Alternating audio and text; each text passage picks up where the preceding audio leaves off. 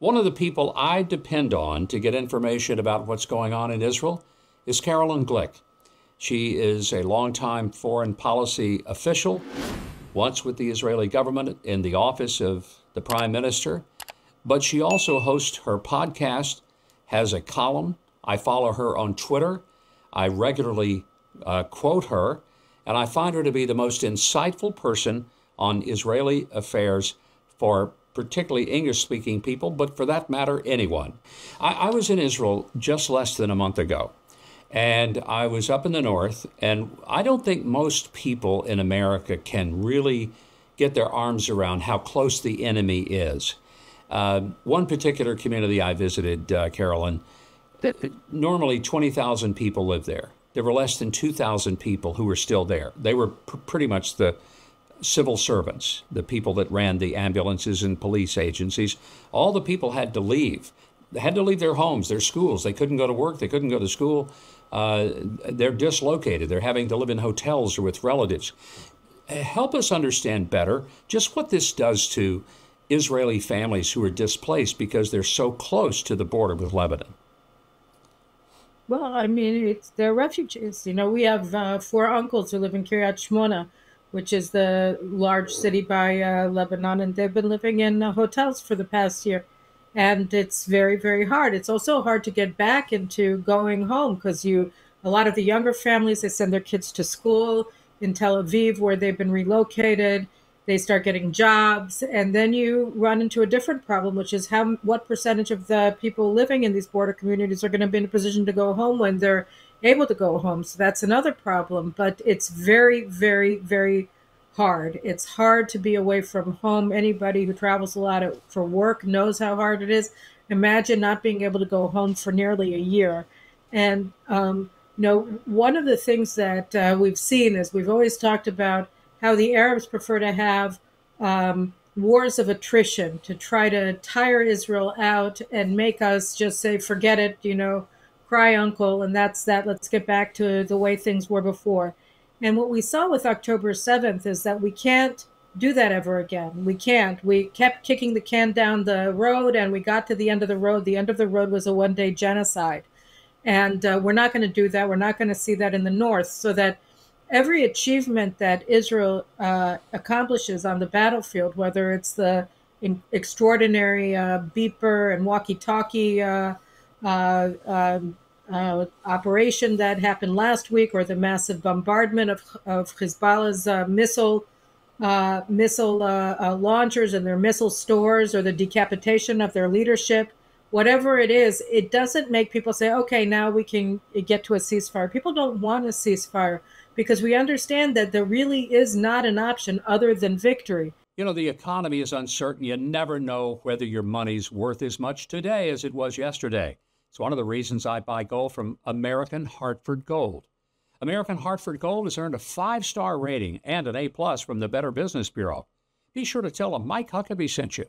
They'll give you up to $15,000 of free silver on your first qualifying order. Call 844-417-1010 or text Mike to 998899. You'll be glad you did business with American Hartford Gold. The people of Israel now understand that this is not something that can be negotiated.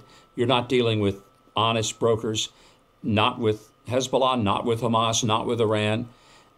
Is that a pretty prevailing view now? And no matter what the Biden administration says, the Israelis realize they've got to finish this. They have to defeat the enemy, not simply come to some type of appeasement and terms with them.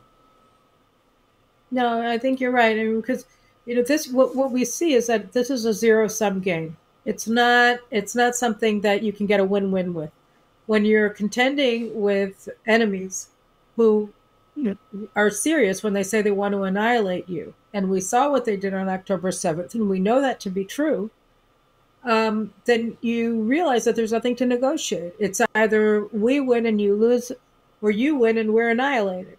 And so that knowledge that we gained in such a horrible way on October 7th isn't something that people are going to forget anytime soon. And therefore, no, obviously Israelis want peace, But you can't have peace with people who want to burn your children alive and rape your women. You can't. And so that's obvious. We get it. And therefore, we realize that peace can only come after they've surrendered. Help us to understand the difference in capacity between Hamas and Hezbollah. We know Hezbollah is much stronger, far more capable, but we saw the damage that was inflicted upon the Israeli people by Hamas.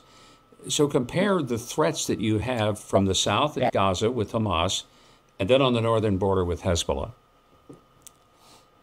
So just imagine how terrible October 7th was, right? And then you realize that two things. One, Hamas has today, or had at the beginning of the war, they had about, well, now they say they have 6,000. They had about 30,000 missiles and rockets at their disposal on October 7th, and they shot a lot of them. A lot of them were destroyed by the IDF in the ground operation and from the air afterwards, and now they have about 6,000.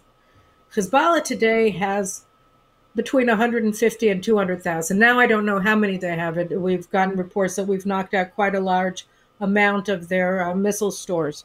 But at the outset of at last week, they had 150 to 200,000. So that's about 30 times more than what Hamas has today, and it's about 20 times more what Hamas had at the beginning of the war. The Hamas invaded Israel with about 6,000 terrorists plus so-called civilians who joined in the carnage. And Hezbollah has 40,000 forces that are perched on Israel's border, the so-called Radwan brigades. These are battle-hardened veterans of the terror wars of Afghanistan and Iraq. They have rivers of American blood, British blood, Afghan blood, Iraqi blood on their hands, Syrian blood, and they are now perched on our border. So this is a different order of magnitude, both in terms of the projectiles that they field, also their cyber capabilities, their technological capacities. These are much bigger than Hamas. I mean, what the Hezbollah itself says is that they have everything that Iran has. They have. They're not an independent entity. They don't have any existence outside of Iran. They were created by the Iranian Revolutionary Guard Corps as a division of the Guard Corps. So they're an IRGC unit within the Iranian military terrorist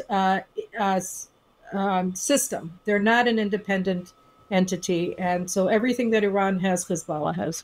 In just the few seconds we have left, will the Israelis prevail?